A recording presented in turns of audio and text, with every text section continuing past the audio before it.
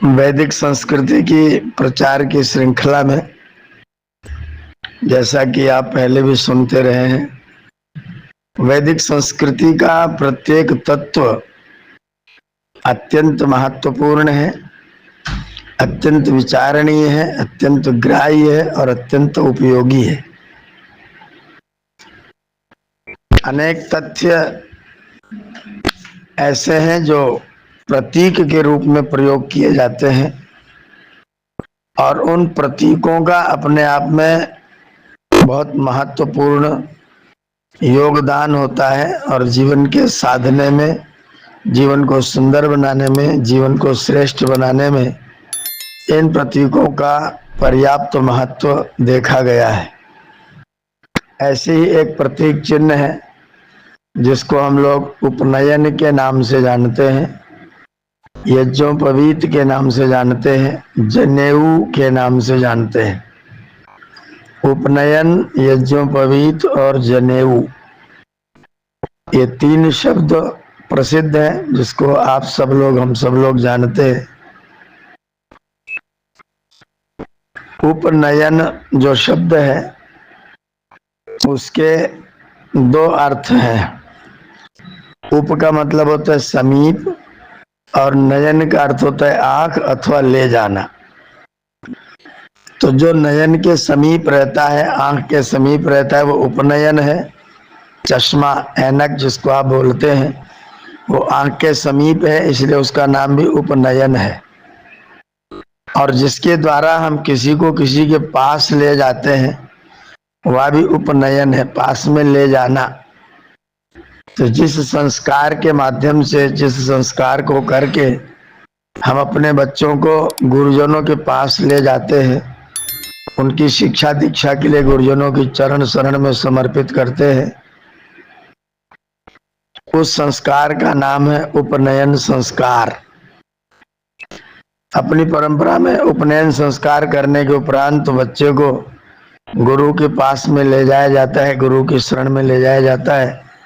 जैसा कि उपनिषद में विधान है, तद विज्ञानार्थम सगुरुमेवा विगच्छेत समित पाणी श्रोत्रियम ब्रह्मनिष्ठम। उस प्रभु के विज्ञान के लिए, उस परमात्मा के विज्ञान के लिए समित पाणी होकर के ब्रह्मनिष्ठ श्रोत्रिय गुरु के पास में व्यक्ति जाए। तो उपनयन संस्कार के द्वारा विद्यार्थी को हम गुरु के समीप ले जाते हैं, इसलिए संस्कार का नाम उपनयन है। और उपनयन जो हम आँख पर चश्मे के रूप में लगाते हैं, वो उपनयन तब लगाया जाता है जब हमारी आँखों की दृष्टि ठीक नहीं होती है, जब आँखें ठीक से नहीं देखती हैं। जो देखना चाहिए वो देखती नहीं है, जो नहीं देखना चाहिए वो देखती हैं। एक अक्षर का दो अक्षर जब दिखाई देने लग जाता है अथवा धुंधला दिखाई देने लग जाता है, तब चिकित्सक जो आँख का डॉक्टर होता है वह व्यक्ति को उपनयन पहना देता है, उसको चश्मा दे देता है और उस चश्मे से व्यक्ति अपनी दृष्टि को ठीक कर लेता है। ऐसे ही बालक को जब अपने जीवन के विषय में ठीक दिशा नहीं दिखती है, ठीक दिशा नहीं सूझती है, तो उसको माता पिता एक उपनयन दे देते हैं कि बेटा ये लो, इस उपनयन को धारण करो और आज के बाद तुम दुनिया को अपनी दृष्टि से नहीं देखोगे, मेरी दृष्टि से देखोगे।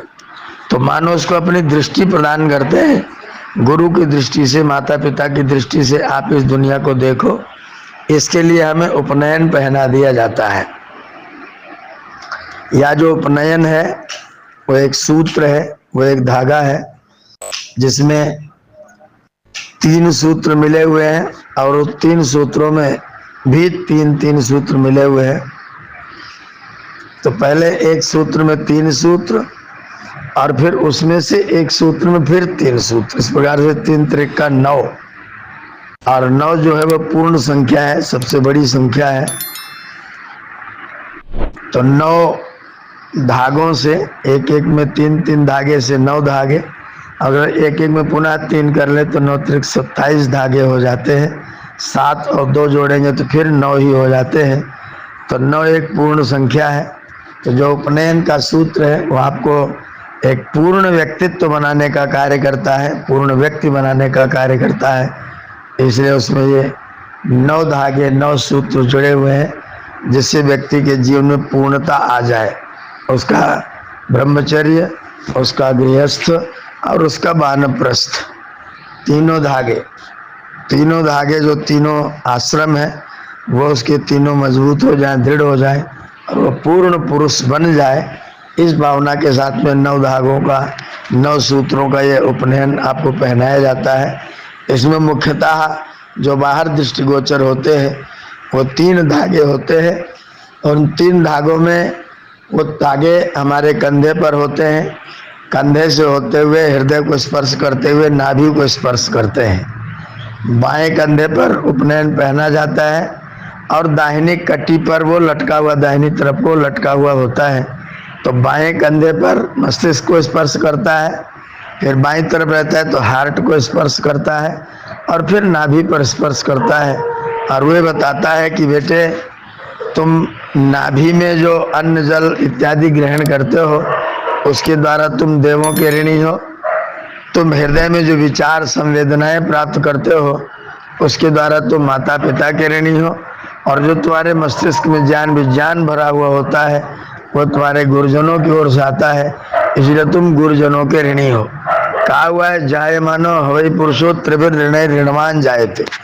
जो भी व्यक्ति संसार में पैदा होता है वो 3 ऋणों से ऋणी होकर के पैदा होता है। माता पिता का ऋण, गुरुजनों का ऋण और देवताओं का ऋण, ऋषियों का ऋण, देवों का ऋण और पितरों का ऋण, पितृ ऋण, देव ऋण और ऋषि ऋण। इन 3 ऋणों से युक्त होकर के व्यक्ति संसार सागर में आता है और इन तीनों ऋणों को अपने कंधे पर उसको यज्ञोपवीत को रख करके धारण करके उसको बतलाया जाता है कि बेटे तुम्हारे ऊपर ये 3 ऋण है, तुम इन 3 ऋणों से ऋणी हो और इन ऋणों को अपने कंधे पर धारण रखो। इन ऋणों का भार तुम्हारे कंधे पर है और तुम प्रयत्न करो कि तुम इन ऋणों से और ऋण होने की कोशिश करो, प्रयत्न करो। ऋग्वेद में मंत्र है अन्यणा अस्मिन अन्यणा परस्मिन तृतीय लोके अन्यणा श्याम। मैं इस लोक में अर्थात ब्रह्मचर्य लोक में अन्न ऋण हो जाऊं, अन्यणा परस्मिन दूसरे लोक में गृहस्थ में भी अन्न ऋण हो जाऊं, तृतीय लोके अन्यणा श्याम और तीसरे लोक में अर्थात वानप्रस्थ में भी मैं अन्न ऋण हो जाऊं। ब्रह्मचर्य में ऋण उतारूं, गृहस्थ में ऋण उतारूं और वानप्रस्थ में ऋण उतारूं और मैं पूरी तरह से ऋण से उऋण होकर के संन्यास में पहुंच जाऊं। संन्यास में जाने पर मेरा उपनयन छूट जाता है क्योंकि मैं अपने तीनों प्रकार के ऋणों से अपने आप को मुक्त कर लेता हूं, तीनों प्रकार के ऋणों से अपने आप को हटा लेता हूं। ब्रह्मचर्य में विद्या पढ़ना और शुश्रूषा करना, विद्या पढ़ना और गुरु की सेवा करना, इन 2 कार्यों को गंभीरता से करके व्यक्ति ऋण से उऋण होता है। गृहस्थ आश्रम में अपने से योग्य संतान का निर्माण करके व्यक्ति ऋण से उऋण होता है और वानप्रस्थ में ऋषियों के ग्रंथों का अध्ययन स्वाध्याय और पठन पाठन करने के कारण वह व्यक्ति ऋषियों के ऋण से उऋण होता है। तो ब्रह्मचर्य में गुरुओं के ऋण से, आचार्यों के ऋण से और गृहस्थ में पितरों के ऋण से और वानप्रस्थ में देवों के ऋण से व्यक्ति उऋण होता है। जब इन तीनों के ऋण से उऋण हो जाता है तब चतुर्थ आश्रम में संन्यास आश्रम में तुरीय अवस्था में जाकर के पदार्पण करता है। तो इन तीनों आश्रमों में तीनों प्रकार के ऋणों को अपने कंधे पर व्यक्ति रखे रखता है। कंधे पर रखे हुए जो पवित्र के तीनों धागे उसको सदैव यह प्रेरित करते रहते हैं कि तुम्हारे ऊपर ऋण है और तुम्हें अपने इन ऋणों से उऋण होना है। जिस दिन तुम स्वाध्याय बंद कर दोगे उस दिन तुम्हारा ऋण उतारने का कार्यक्रम बंद हो जाएगा। जिस दिन तुम पितृ शुश्रूषा बंद कर दोगे उस दिन तुम्हारा ऋण उतारना बंद हो जाएगा। जिस दिन तुम बलि वैश्यदेव और देव यज्ञ करना बंद कर दोगे उस दिन तुम्हारा देव ऋण से उऋण होना तुम छोड़ दोगे, मुक्त हो जाओगे। तो अगर हम चाहते हैं कि हम ऋणों से उऋण हो तो हम देव यज्ञ करें, हम ब्रह्म यज्ञ करें और हम पितृ यज्ञ करें। देव यज्ञ, ब्रह्म यज्ञ और पितृ यज्ञ करते हुए हम अपने इन तीनों प्रकार के ऋणों से सदैव उऋण होने का प्रयत्न करते रहें। यज्ञोपवीत के 3 धागे, चाहे वो स्त्री हो चाहे वो पुरुष हो, प्रत्येक व्यक्ति को जो अपने कंधे पर इन तीनों ऋणों को अनुभव करता है उस व्यक्ति को इस यज्ञोपवीत को धारण करना चाहिए। हमारे यहाँ यज्ञोपवीत जो है वो 96 चौवे का बनाया जाता है। 4 अंगुल को 96 बार लपेट करके धागे को लिया जाता है, फिर उस धागे को 3 गुना करके, त्रिलर करके, ट्रिपल करके और फिर यज्ञोपवीत का निर्माण करते हैं। तो जो 96 चौवा लेने का मतलब क्या है कि हमारी आयु जो है वो 100 वर्ष की है। इस 100 वर्ष की आयु में जो आरंभ के 4 वर्ष होते हैं उसमें हम कुछ जिम्मेदारी निभाने के लायक नहीं रहते हैं। अच्छा बुद्धिमान विद्यार्थी 5 वर्ष की अवस्था में जिम्मेदारी निभाने के लायक हो जाता है। तो हमने न्यूनतम 100 में से 4 वर्ष निकाल दिया और 96 चौवे का यज्ञोपवीत संस्कार बना, यज्ञोपवीत का सूत्र बना दिया और ये बता दिया कि 4 साल में तुम ऋण से ऋण नहीं कर सकते, 4 वर्ष में तुम कुछ कर भी नहीं सकते, किंतु 4 वर्ष के बाद तुम अपने ऋण से ऋण होना प्रारंभ कर सकते हो। तुम अपने गुरुओं के ऋण से नित्य अध्ययन करते हुए ऋण बनो, माता पिता के चरण स्पर्श करके प्रणाम करके उनकी सेवा करके पितरों के ऋण से ऋण बनो और देव यज्ञ करके गुरु की यज्ञाग्नि में समिधा ला करके तुम अपने देवों के ऋण से ऋण बनो। किसी वृक्ष वनस्पति में अगर आप पानी डाल देते हैं, कोई पौधा आप लगा देते हैं, धरती माता को साफ सुथरा रखते हैं, उनको गंदगी होने से बचाते हैं, प्रदूषण कम से कम फैलाते हैं और वातावरण को पोषण प्रदान करने की कोशिश करते हैं, प्लास्टिक इत्यादि का कम प्रयोग करते हैं, कागज को इस तरह से खराब नहीं करते, उसका दुरुपयोग नहीं करते हैं, सदुपयोग करते हैं, इस तरह से आप अपने देवों के ऋण से ऋण होते हैं। तो हम तीनों प्रकार के ऋणों से ऋण होते रहें, इसलिए हमको 96 चौवे का 3 सूत्रों का यज्ञोपवीत उपनयन संस्कार के माध्यम से गुरुजन और माता पिता मिल करके प्रदान करते हैं और ये बतलाते हैं कि आप इस यज्ञोपवीत को धारण करते हुए, इस यज्ञ सूत्र को धारण करते हुए यज्ञ के द्वारा यह उपवीत यज्ञेन उपवीतः धारितः सह यज्ञ तत् यज्ञोपवीतम, जो यज्ञ के द्वारा जिसका उपवीत किया जाता है, जिसको पहना जाता है, जिसको धारण किया जाता है, इसलिए उसका नाम यज्ञोपवीत है, इसी का नाम उपनयन है। अपने यहाँ देसी भाषा में हम लोग इसको जनेऊ कहते हैं। जो जनेऊ माने जन निर्माण के कार्य में युक्त होता है, जो व्यक्ति को जन बना देता है, इसलिए उसका नाम जनेऊ है। ये व्यक्ति को जन बना देता है या अपने जीवन को सफल करने वाला व्यक्ति हो जाता है जो यज्ञोपवीत को धारण करता है।